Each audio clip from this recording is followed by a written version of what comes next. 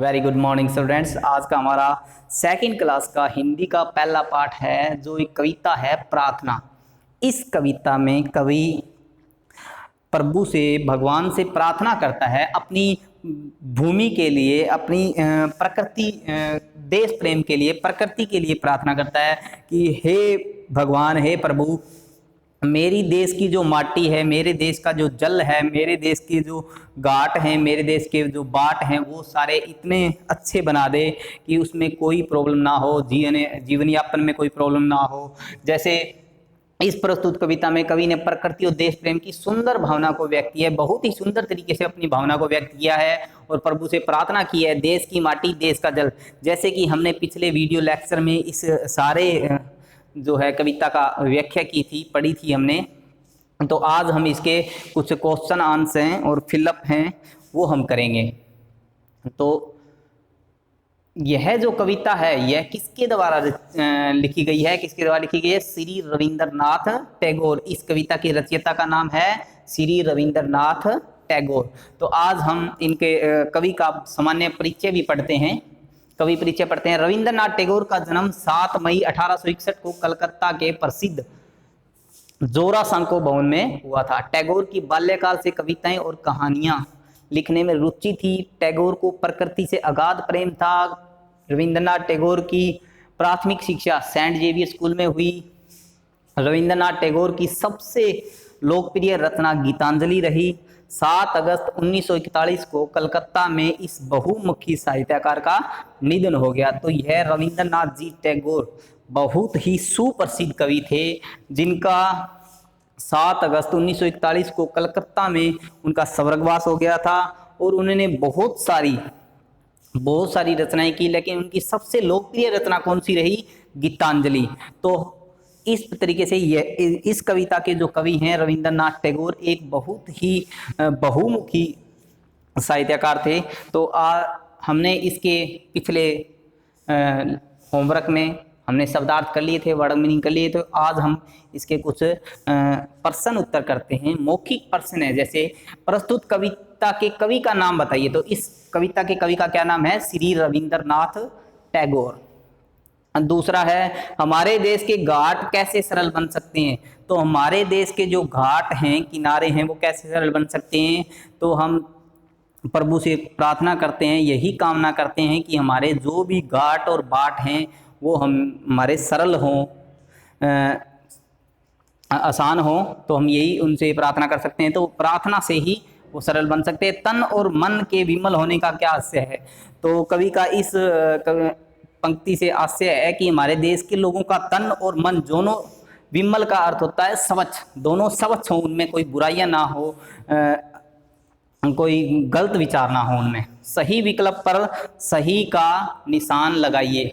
तो हमने इन प्रश्न में क्या करना है? 3 विकल्प दिए गए हैं, उनमें से सही विकल्प के में निशान लगाने हैं। तो कवि प्रभु से क्या सरल बनाने की बात कर रहा है? तो कवि प्रभु से क्या बनाने की, सरल बनाने की बात कर रहा है? घाट और वन दोनों को सरल बनाने की। तो क्या आ जाएगा? उपर्युक्त सभी। दूसरा है, कविता में कवि किस विषय पर चर्चा कर रहा है? तो किस विषय पर चर्चा कर रहा है? एक देश के विषय पर चर्चा कर रहा है। अपने देश की हित के लिए वो प्रभु से प्रार्थना करता है। तो किससे चर्चा कर रहा है? देश पे। फिर आगे तीसरा है, कविता की पंक्तियां पूरी कीजिए। यह जो बच्चे को खुद करना है, कविता को देखेंगे ध्यानपूर्वक, उनकी अधूरी पंक्तियों को वो यहाँ पे पूरा करेंगे। तो नेक्स्ट है, निम्नलिखित प्रश्नों के उत्तर लिखिए। तो जिस तरीके से हमने उत्तर लिख रखे हैं, कवि ने क्या सरस बनाने की प्रार्थना की है? कवि ने देश की माटी, जल, हवा और फल बनाने की प्रार्थना की है। तो क्या आएगा इसका उत्तर? देश की माटी, जल, हवा और फल। देश के घाट, वन और बाट कैसे सरल हों? कैसे हों? तो क्या आएगा यहाँ पे? सरल हों। देश के घाट, वन और बाट सरल हों। तीसरा क्वेश्चन है, लोगों के मन व शरीर कैसे हों? लोगों के जो मन व शरीर हैं वो स्वच्छ हों, विमल हों। इस कविता में कवि की किस भावना को व्यक्त किया गया है? तो इस कविता में कवि की कोमल भावना को व्यक्त किया गया है। तो कौन सी भावना है कवि की? कोमल भावना। तो आगे है,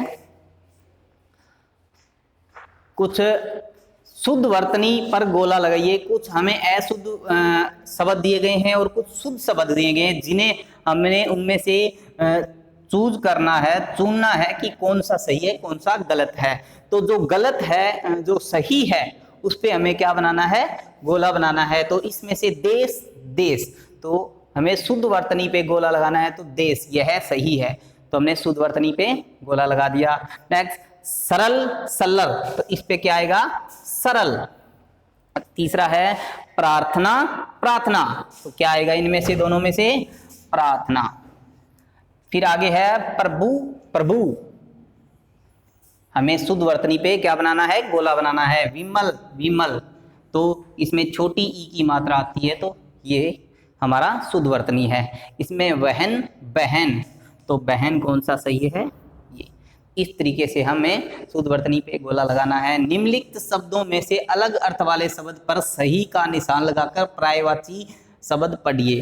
तो हमें पर्यायवाची क्या होते हैं, समानार्थी, एक ही अर्थ हो जिनका, और हमें इन तीनों शब्द में से जो अलग अर्थ वाला शब्द है उसको हमने सही का निशान लगा देना है, उसको हमें निकाल देना है, तो पर्यायवाची बन जाएगा। तो क्या है पहला, जैसे क है घर, क्या है पहला, घर, तो घर के, घर में, घर को हम और क्या क्या बोल सकते हैं, समानार्थी या पर्यायवाची का अर्थ होता है, उसी को हम क्या क्या बोल सकते हैं। जैसे घर को क्या बोलते हैं, मकान भी बोलते हैं, भवन भी, तो सरोवर पे हम टिक लगा देंगे। नेक्स्ट है वन, वन को क्या बोल सकते हैं, कानन बोल सकते हैं, जंगल बोल सकते हैं, तो हम कुंडल पे टिक लगा देंगे। नेक्स्ट है हवा, हवा को हम और क्या बोल सकते हैं, पवन बोल सकते हैं, वायु बोल सकते हैं, तो पावक जो होती है ये अग्नि होती है, इस पे हम टिक लगा देंगे।